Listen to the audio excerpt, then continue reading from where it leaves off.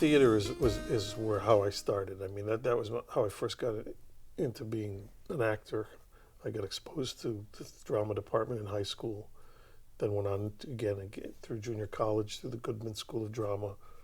And so I would say almost for the first 15 years of my career, that's pretty much all I did. My film and television career really kind of kicked off after I did the play Glengarry Glen Ross. I was in this company called the Organic Theater, where we did a lot of different things, including a play I conceived called Bleacher Bums that went on to do very well. But it was during that period of time that there was a struggling playwright also in town called David Mamet. And David Mamet was starting a company in Chicago called St. Nicholas Theater Company. And he was, going around seeing different companies in Chicago. We're talking the early 70s. He had come to a few of our shows at the Organic. I think he was taken by some of our performances. And I remember specifically, I ran into him. I was visiting the Goodman Theater for some reason, probably just to see some old friends or some teachers or something. And he was probably there. He was there at the same time that day, probably to pitch one of his plays. And I remember I was going down, it was underground, the theater, and I was going down the stairs and he was coming up the stairs. And I didn't know who he was. And he stopped me, he goes, "Excuse me, I saw you in this play, and I don't even know what play I was doing at the time." He says, "I think you're really good. I'm a playwright. I think, I'd love to work with you sometime." And I'm thinking, yeah, great, cool. Well, who the hell are you, But in retrospect, I remember that was our first kind of meeting. He became involved with our group at the Organic Theater. We wound up doing a few of his plays there, including the world premiere of Sexual Perversity in Chicago, which I actually wasn't in, though he wanted me to be in. I had already been cast that summer doing something else. But I wound up doing other things with Dave. And I remember when he wrote American Buffalo, he just finished it. He came to our theater and says, "Hey, I'd like to hear this thing. Would you guys mind reading it?" So I read it, and two of the other actors at the company with the three of us read it, just so he can hear it. I remember afterwards, saying, "What do you think?" And us, giving him critiques like, "Yeah, Dave, I don't know, it's pretty good. The ending was a little weird, but stuff like that. Little knowing that what was going to ultimately happen." So I had established this pretty good relationship with Mamet, even when he would do things at the Chicago Public Library, like when he was starting to get a little play in New York, and he was starting to become somebody. He would call on me to kind of be the guy who would maybe he could call on to do his stuff. So this is 1983. I get a call in Los Angeles from Dave Mamet saying, "Hey Joe," as he would do, "I got the script. I want to send you. We're thinking of doing a show, thinking of taking it to Broadway. I'd love you to play this part." Oh, okay. And I was out here doing little bit parts on sitcoms and stuff like that. So I was kind of starting all over as an actor in LA. So he sends me this script of Glengarry Glen Ross. And I read it. Now, at that point, I'd never lived in a house in my life because my father never had the money to own a house. We always lived in apartments. So I didn't know about real estate. I didn't know what the hell a lead was. I didn't know nothing about mortgages. I didn't know shit about that business. And here I'm reading a play that's all it's about. And I'm going, "Well, gee, the dialogue's great, but I don't know what the fuck they're talking about." So I get a call from Mamet the next day saying, "Hey, Joe, so what'd you think?" And I'm like, I didn't read it yet. I got busy. I couldn't get to it because I lied to him because I realized I got to find out what this stuff means. I don't want to say to him, "Dave, I don't know what the hell a lead is." So I called up some friend of mine who, lived in a house, or at least knew about real estate. I called out some real estate friend in real estate. I said, "What does this mean?" They want to explain what this was and what I was like, "Oh, okay." Then I can at least make sense of what they're talking about. Then I read it and, of course, then realized, well, this character seems to be quite a, kind of character I could sink my teeth into. And I had nothing else really going anyway. So it was like, "Sure, Dave, let's go. Let's saddle up. Love to do it." The story I heard from Dave, and this is why the play is dedicated to Harold Pinter. He had written a play, and David doesn't collaborate. It's not like he gets together and starts, working with actors and starts piecing it together. He's got it. When he comes to you, it's 99.9% there. If anything gets added, it's because he watches what you're doing and makes adjustments. So he apparently had written this play, Glengarry. Now, at this point, I know nothing about it. He had done a reading of it in I think it was New Haven. I think it was at New Haven, with different actors and a different director. than ultimately we did on Broadway. And then when they'd finished the reading, the comment from the director and maybe the cast or whoever it was, the input that he got was, yeah, you need some work. I don't know, something's wrong with the second act, but whatever it was. He got a lot of criticism. Not a lot of criticism, but enough to make him like, oh. And apparently he was a little stymied as to what to do. And what he did is he had gotten to know Pinter, because by now David had already done American Buffalo, some of his other life in the theater.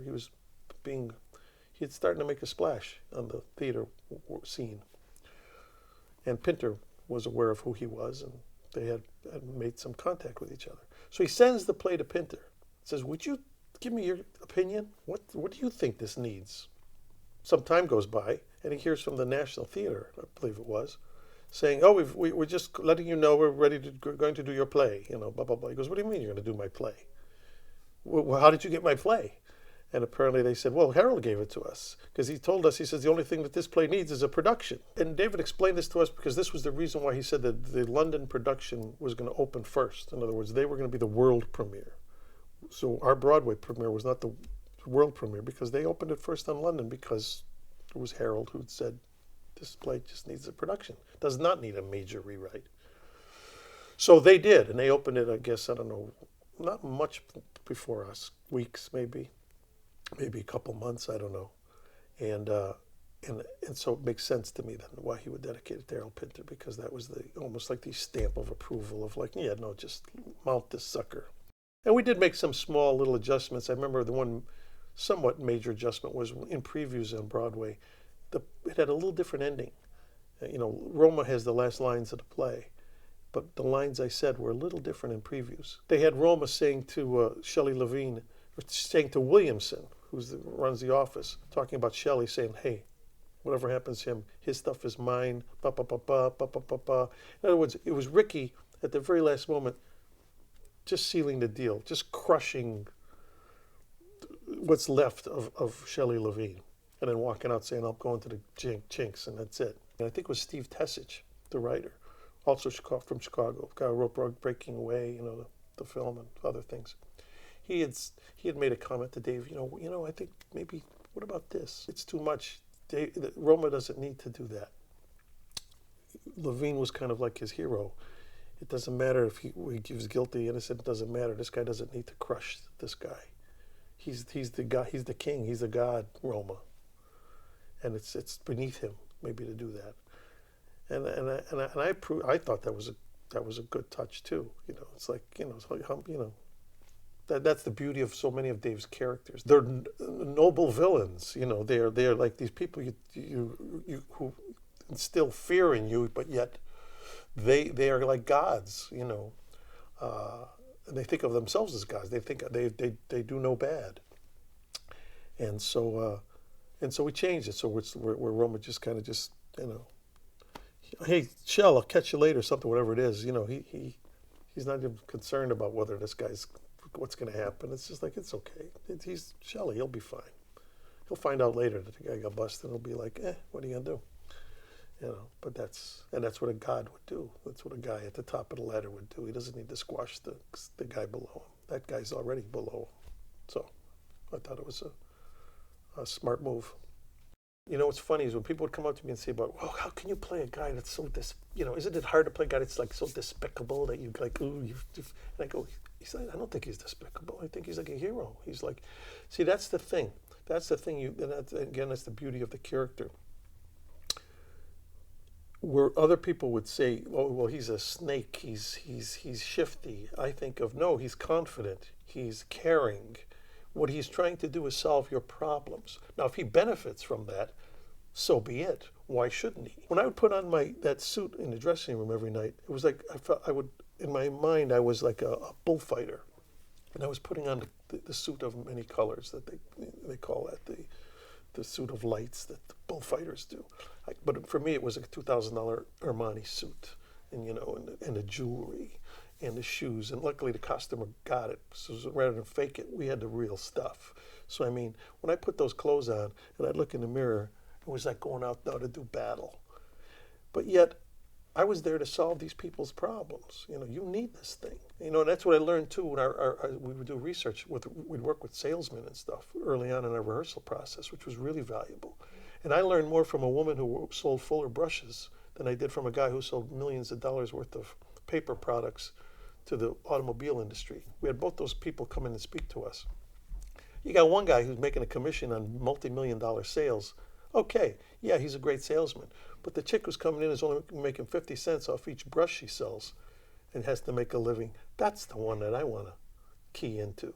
And she was, to my mind, 10 times the salesman than that guy was. And that's what, to me, was the gift of Ricky Roma. This guy should be able to sell you back your own shoes, but it's okay. He wants you. You should walk away feeling good about it, though. So to me, Ricky will always be a very special character for me. The character changed my life. That role changed my life. My career went I went from here to here just with that character, that role, and so the rest of my career started at that point. And so, God bless Ricky Roma. He'll always be a part of me, and I love the guy. When we did the play in Chicago, the first play before we went to Broadway, that opening monologue of Roma's is, it's like, it's people use it for auditions all the time because it's such a crazy, stream of consciousness, almost speech. And I remember as I was learning it, and then we're in previews in Chicago, I'm thinking, I don't quite understand all of this, but it's okay, I'll get it. The more I do it, the more I'll get it. Opening night in Chicago. I get 2 minutes into this maybe 6-minute monologue, and I go up. I'm like I'm on Mars. I don't know where I'm at. And there's a pause, and it's going on for 10, 20, 30 seconds. The stage manager's yelling the lines from the wings. I look in the crowd. Bill Peterson was playing Link in that production. He's looking at me, and sweat's going on because he's got no lines. He's nothing for him to say. He can't help me. And I'm like, and I'm on the moon, and I realize I don't know where the fuck I'm at. And all I can do is I figure I better do something because it's been almost 40 seconds now. And the audience is like, it's dead silent. And I just jump to the last line. I go, my name's Ricky Roma. What's yours? And then, of course, that's the end of the first act. And then we leave, and I'm thinking, well, it's been a nice career. I guess that's, it's been all right. I'm done. This opening night. And I come off stage, first thing I see is Mamet come running up to me, and he hugs me. Hey, man, you're cool. I love you, man. And then Greg Mosier, the director, does the same thing. And then Lindsay Krause, who was Mamet's wife at the time. They all come up and give me all this, because they felt, it's the actor's nightmare. And I'm thinking, believe me, during the whole intermission, I'm thinking, what the fuck? What? That had never happened to me before. But I'm thinking, well, got the second act, got to do that. At least I'm going to go out with a bang. So I went out there and I tore that second act up. I just let it all out and got through it, whatever. And I remember the next day we had breakfast, me, Dave, and Greg, because they were a little concerned, like, ooh, is this going to be a thing? Is there a block I have? And I remember they're telling me all this stuff, and I finally said to them, I said, look, this is on me. Don't worry about it. I'll take care of it. And I went back to my hotel, and I sat down and I wrote that speech out by hand. Wrote it all out in pencil, and then went over it and over it until I knew it up backwards because I was kidding myself. I would say to myself, I'll get this. I'll really get this as I get into it. Then I realized I was kidding myself. You got to get on it now, Jack. And I did. So it was obviously that performance, that opening night.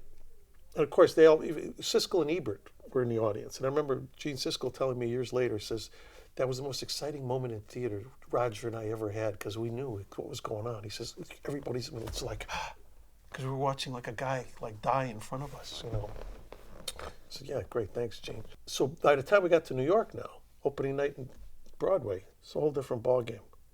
My attitude was, yeah, fuck you. I'm here to take no prisoners, one way or another, And so the fact that this show wins a Pulitzer Prize, I win a Tony Award for that role. I tell the story a lot to acting students because I say I went from the very lowest depths of my career, the worst possible moment of my career, to one of the highest points of my career with the same role within 6 weeks of each other. it can happen to you, you know, if you can sometimes, you know what I mean? You can turn tragedy into triumph. But it's because of, you know, the difficulty of that. You can't take it lightly. You can't, that's what I meant about there's no ad libs, there's no faking it, but you better be in command of what you're doing, you know. When you're doing a play, the audience becomes a character in its own sense. I mean, they are involved. So in other words, the energy they give you contributes to what's going on. So it becomes a communal kind of experience. So, you know, you do a Wednesday matinee of a play like Glengarry Glen Ross, especially in 1984, there will be instances where all of a sudden you'll see people in the audience stand up and go, "That's it." You'll hear them. "I've had enough." Especially when you'll hear Joe Mantegna on stage saying, "You stupid fucking cunt." My guess is the word cunt probably hadn't been said on Broadway ever at that point. That's when that joke finally came out. There was that joke that went around, you know, neither a beggar nor a borrow be, the homeless guy begging, you know, he says, "Oh, yeah, fuck you." Neither a beggar or borrow be, you know, and he quotes the guy, and the guy goes, "Yeah, well, fuck you, David Mamet." It was this joke that went around. But it's because of that, because back in '84, Mamet was, you know, that language was just, nowadays it's like, forget about it. But then it was like, whoa, on Broadway, we're spending all this money to walk and see a Broadway. We had people coming to see Glengarry Glen Ross because they thought it was a play about the Scottish Highlands. And then they come in and all of a sudden they're hearing guys on stage going, "Fuck you, fuck you, fuck this," you know. It was like, ugh. And sometimes those Wednesday matinees, you'd see it in their eyes like, what have I done? So of course but that doesn't change what you do. If anything, you just, you know, you strap the saddle on a little tighter and just jump right in. It's like, yeah, this is, you know, we're not toning this down for you. But, you know, there's a certain synergy that's going to, you know, change a little bit, but that's okay. It's okay. You know, that's why live theater is what it is. Well, what was great for me is by doing it, you know, I was the first guy to play Ricky Roma in terms of the American production, right? I was the last guy to play Ricky Roma, at least in the production. I felt very blessed to have bookended the whole thing. I started it on opening night. I closed it closing night when we did the tour, you know, a year and a half for almost 2 years later. So I was able to at least experience the whole deal. And by that, I mean there were some cast changes, different people came in, especially playing Shelley Levine. I started with Bob Prosky, tremendous actor, came from the Arena stage in Washington. You know, that did a lot for him. You know, he was nominated for that same Tony I was, and you know, could have very well have won it as well, you know. Bob went on to a great career after that. Then after Bob left, Vinnie Gardenia came in and did the play. Tremendous actor who had a great history in film and television, and, you know, moonlighting and stuff like that. You know, Vinnie Gardenia was great. So he brought his own kind of a thing to it, which changed the dynamic. Then after Vinnie Gardenia, Peter Falk. For 6 months, I go on tour with Peter Falk. Well, he became one of my greatest friends in life. I mean, hanging right here in this office. There it is. That's his star. That's his star on the Hollywood Walk of Fame. And the reason it's up on my office is because I made that happen. Because before he died, he never got around to, he should have got a star 50 years ago, but they never got around to doing it. So I made sure they did.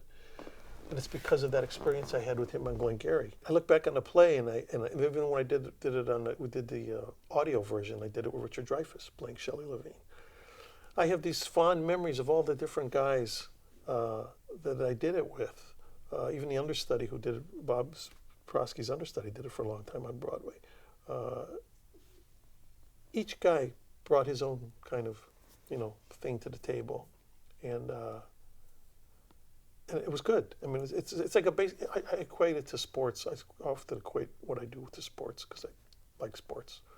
But it's like a baseball team. You can still have the, you know, great team. Like, let's say being a Cub fan, it's hard to say, but the Yankees. You can still have the great team, but and replace the left fielder with just another good player, and they're still going to be the Yankees. They're still going to be, you know what I mean? So it just changes things, but they still should be able to win those World Series, which they did over and over again with different personnel.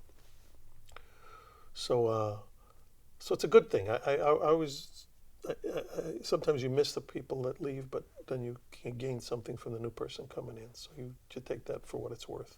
And like I said, I feel blessed to have had a year and a half worth of experience of doing that. The Tony came fairly early on, actually. I mean, after we'd opened the play like in the early spring, and the Tony's car late in the spring, I guess, and that was a whole other thing. I mean, I never thought in a million years. I just didn't think about it. I hadn't worked a lot in New York. I'd only done one other Broadway play prior to that. So the Tony Awards to me were just one of these things of like, well, that's something other people get. So when I got that nomination and then ultimately won it, it was like, holy shit. I remember one interview, the press, they said to me afterwards, one guy says, so what's it like to win a Tony Award? I said, you know what? It's like winning the lottery, but I've been buying a hell of a lot of tickets. Like 15 years worth at that point in terms of my career. But that's what it is. And again, it's just an affirmation of, hey, you've done some good work. You know, prizes are prizes. I mean, I'm very proud of it, and it's a wonderful thing. But the best thing about it is that it was that acknowledgement of like, yeah, you're running with the best. I'll never forget that night that we won the Pulitzer when I came to the theater. Just, you know, it was a regular performance night when they made the announcement. And I remember what made it different was all the TV cameras were out there out front.